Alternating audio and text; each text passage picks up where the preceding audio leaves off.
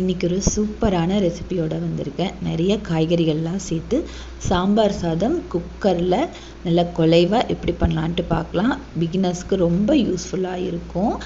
இதுக்கு ஃபர்ஸ்ட்டு குக்கரில் 1 டம்ளர் அளவுக்கு சாப்பாட்டு அரிசி எடுத்திருக்கேன். அதே டம்ளரில் 1/2 டம்ளர் அளவுக்கு துவரம்பருப்பு சேர்த்து ஒரு 10 நிமிஷம் தண்ணியில் ஊற வச்சுக்கிறேன். ஒரு 2 தடவை நல்லா வாஷ் பண்ணிவிட்டு இதில் காய்கறிகள் நம்ம ஆட் பண்ணிக்கலாம். முள்ளங்கி, கேரட், சொரக்காய், வெங்காயம் இதெல்லாமே இன்றைக்கி நான் எடுத்திருக்கேன். இப்போ ஒவ்வொரு காய்கறிகளாக நம்ம ஆட் பண்ணிடலாம். உங்களுக்கு இதை தவிர இன்னும் காய்கறிகள் இருக்குது அப்படின்னா அவரைக்காய், கத்திரிக்காய், மஞ்சள் பூசணிக்காய் இதெல்லாமே நீங்கள் ஆட் பண்ணிக்கலாம். முருங்கைக்காய் மட்டும் ஆட் பண்ணிடாதீங்க. நம்ம குக்கரில் வேக வைக்கிறனால முருங்கைக்காய் நல்லா சாஃப்டாக வந்துச்சுன்னா குச்சி குச்சியாக அங்கங்கே தட்டுப்படும். அதனால தான் இது கூடவே 2 சின்ன சைஸ் தக்காளியை 4ஆக கட் பண்ணி ஆட் பண்ணியிருக்கேன். இது கூடவே கொஞ்சமாக மஞ்சத்தூள், நாம் 1.5 டம்ளர் அளவுக்கு அரிசி பருப்பு எடுத்திருக்கோம். அதுக்கு 5 டம்ளர் அளவுக்கு தண்ணி ஆட் பண்ணி கொஞ்சமாக உப்பு ஆட் பண்ணிவிட்டு நல்லா கலந்து விட்டுட்டு அடுப்பில் நம்ம வச்சுக்கலாம். கடைசியாக மூடி போட்டு விசில் விட்டுருங்க. ஒரு 3 விசில் வந்தாலே போதும், அதுக்கு மேலே வேணாம். ப்ரெஷர் ரிலீஸ் ஆகிறதுக்குள்ளே இன்னொரு அடுப்பில் கடாய் வச்சுக்கலாம். கடாய் நல்லா ஹீட் ஆனதுமே தாராளமாக எண்ணெய் ஊற்றிக்கோங்க. இன்றைக்கி நான் கடலை எண்ணெய் ஆட் பண்ணுறேன். எண்ணெய் சூடானதுமே கடுகு, சீரகம், வெந்தயம் இதெல்லாம் 1/4 ஸ்பூன் சேர்த்துக்கோங்க.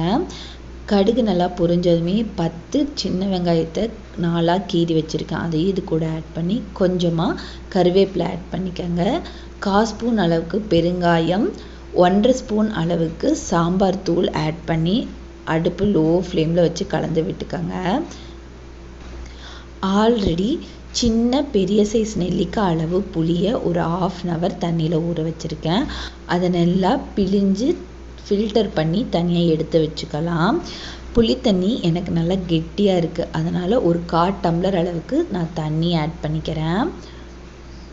சாம்பார் தூள் ஆட் பண்ணதுமே நம்ம கரைச்சி வச்சுருக்க புளி தண்ணியை இந்த ஸ்டேஜில் ஆட் பண்ணிக்கலாம். இப்போ அடுப்பு ஹை ஃப்ளேமில் இருக்கட்டும். நம்ம ஆல்ரெடி உப்பு குக்கரில் நம்ம சேர்த்துருக்கோம். காய்கறி வேக வைக்கும் போது இப்பையும் கொஞ்சமாக நம்ம உப்பு ஆட் பண்ணி ஒரு 5 நிமிஷம் வேக வச்சுக்கலாம். இந்த புளியோட பச்சை வாசனை போகிற வரைக்கும். அதுக்குள்ளே குக்கரில் ப்ரெஷர் ரிலீஸ் ஆகிருக்கும். இப்போ நம்ம மூடி திறந்து ஓப்பன் பண்ணி பார்க்கலாம். சாப்பாடு நல்லா சூப்பராக வெந்திருக்குங்க. நம்ம கரண்டி வச்சு இந்த மாதிரி கிளறி விடும்போது நல்லா குலைவாக மசிச்சு விட்டுக்கலாம். நல்லா மசிச்சு விட்டதுமே நம்ம ரெடி பண்ணி வச்சுருக்கிற புளி கரைசலையும் இந்த ஸ்டேஜில் நம்ம ஆட் பண்ணி நல்லா கலந்து விட்டுக்கோங்க.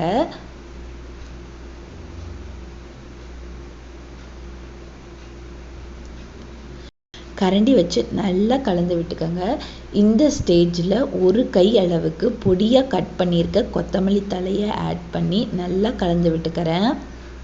நம்ம எந்த அளவுக்கு கொத்தமல்லி கருவேப்பிலை ஆட் பண்ணுறோமோ அந்தளவுக்கு ஃப்ளேவர் சூப்பராக இருக்கும்.